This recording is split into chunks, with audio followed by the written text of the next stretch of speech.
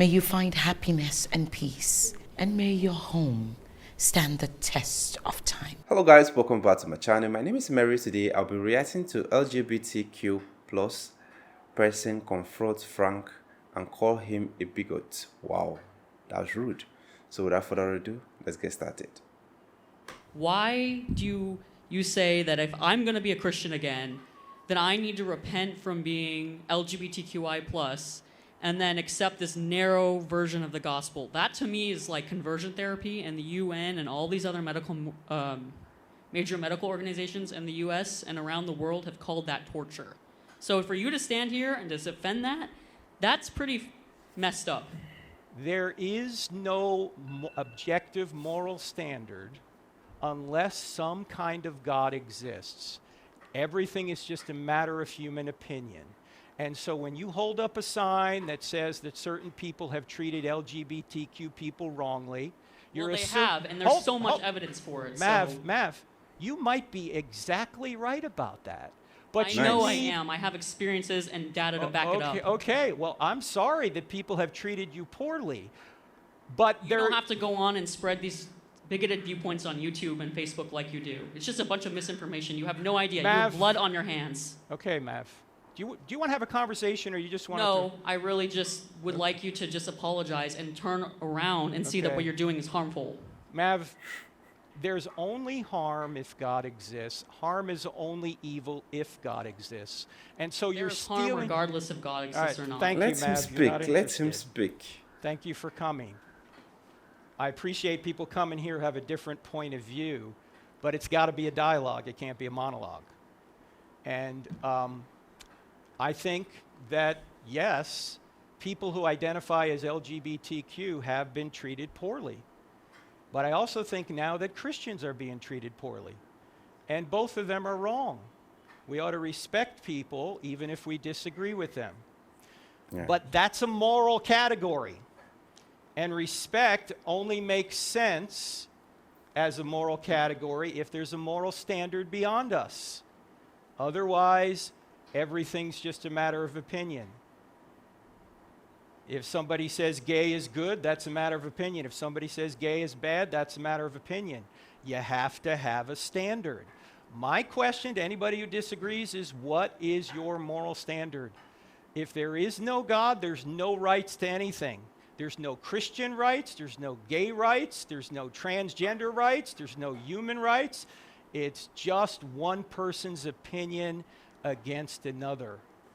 And when we say we're atheists and we start bringing moral categories into the conversation, I'm going to ask, what's the standard you're using? It turns out the standard's stolen from God himself. And that's what I cover in the book, Stealing from God, Why Atheists Need God to Make Their Case. We might agree with a lot of stuff Mav said, that people have been treated immorally, but unless you have a moral standard outside of yourself that we're all obligated to obey, it wasn't really immoral. Do you see the point?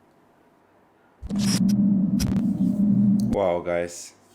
Well, I love this so much. You know, Frank, like, he's one of the most patient and, calmest, speaker I've seen. Like, kind of, he tried not to argue with her. It's a dialogue. You bring your opinion, I bring my opinion. If you feel like what I said before isn't right, then let me defend myself. At least we are both seeing each other. I'm trying to answer your question so I can actually defend what I said. Maybe the media tried to, interpret it in another way just for the views. But if you give me the room, I can be able to explain, let you know, like, my reason. And I accept what he said. He said gays and, transgender have been treated, poorly, because, we are just getting to know stuff like this. And it's like we're finding it difficult to accept or to get used to having them around. And if, see, in my continent, a lot of countries in my continent have kicked against it. They've banned it. They've put, prison sentence if you have been caught in the act.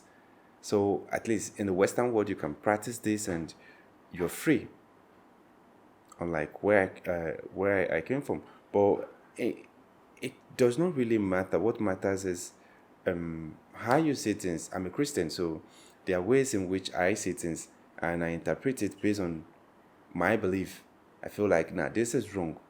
You might be a Muslim, an atheist, or whatever. You can see things in a different way. Just like me, I love dogs, but I've seen a whole lot of Muslim people who, find it difficult keeping dogs around. They feel like it hinders their prayer. But to me as a Christian, I feel like it's normal. Like they are pets, so if I want to keep them around, it's normal to me. So you see, it depends on your belief. So that is how you judge events. So in the case of LGBT, gay, transgender, whatsoever, in the Bible, especially in the issue of Sodom and Gomorrah, it's been stated that God destroyed, their place, where He saved Lot, simply because of their atrocity, their evil ways, how they've been living. So because of that issue, or because of that, scenario in the Bible, a whole lot of us are trying to prevent that from repeating itself. Try to live an upright right so that we can enjoy this world, so that I know we all want to go to heaven. But if you ask anyone if they want to die today, no one is willing to die. That is why even if, yeah, you are praying, you are preaching, you are doing this, you're preparing the path. If you fall sick, let's say you have diabetes or something, or cancer, and you see you're being given a limited time to live, even if you've been living the path, doing everything humanly possible to go to heaven, you still want to be around. So that is it. Even if we are just we just don't want to live this world. That is the gospel truth. No matter how we say the word, no matter how messed up the word is, we all still want to remain here. We want our consciousness to be here. So, like I said, if I don't agree with you, it's simply because of the standard I'm following. So if you don't agree with me, it's simply because your standard. So we can coexist.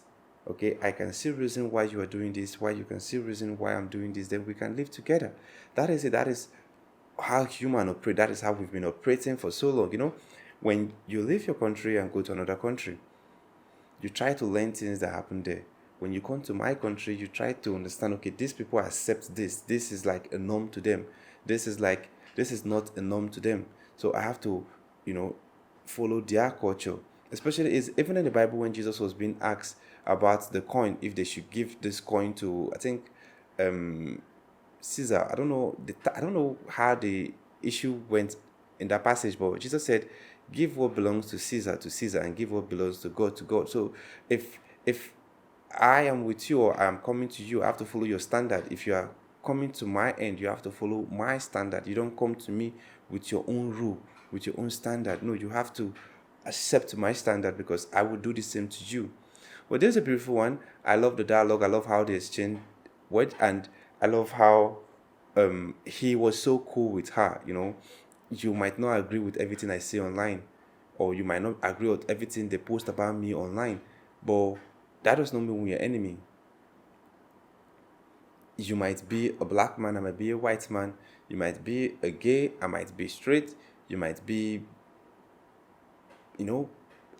anything. It's just how we choose to see each other, and I feel we can all live in peace.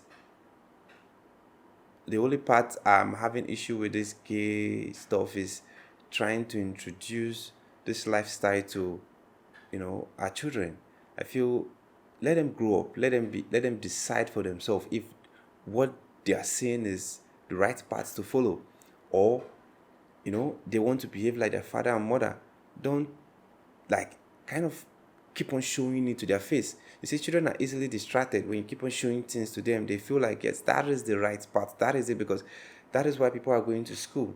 They're going to school to learn. So if you're being able to teach them at a young age, you are messing up, or you're making them confused when they grow up, because they feel like, yes, I think my teacher is right. I want to act the way my teacher taught me. It might not be the right, way.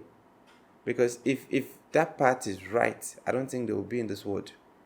Anyway, there's a beautiful one coming from Frank. I love his approach towards this question. I love how calm he was. Like, sincerely speaking, I love how calm he was. He was trying to be extremely patient. Anyway, if you want me to react to more videos like this, let me know in the comment section. If it is your first time visiting the channel, click on the subscribe button. Thanks for watching, and remember this.